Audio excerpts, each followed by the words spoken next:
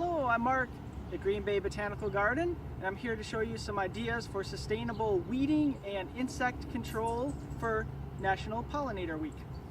One of the things we do here at the Botanical Garden, which is a little tedious but it really saves on herbicide use, is hand weeding. We have a lot of great volunteers and interns and staff, so in an area like this where we just seeded a no-mow lawn mix, which will require hardly any maintenance in terms of lawn mowing over time, we've actually had to go through and hand weed out all these little guys here with our soil knife.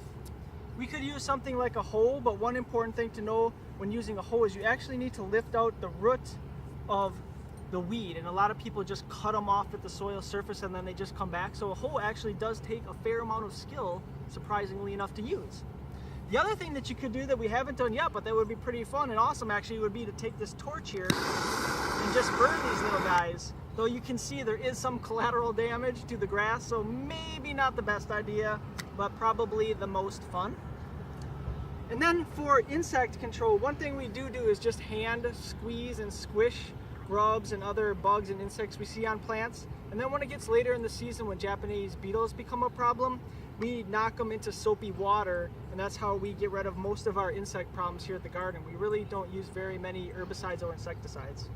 The other kind of cool thing we do is behind us you can see there is a compost pile, and that's where we put all the weeds. We compost that and eventually we'll return it to the garden as black gold compost. Those are just a couple things we do here at Green Bay Botanical Garden. Be informed for Pollinator Week and check out Green Bay Botanical Garden's website for more details.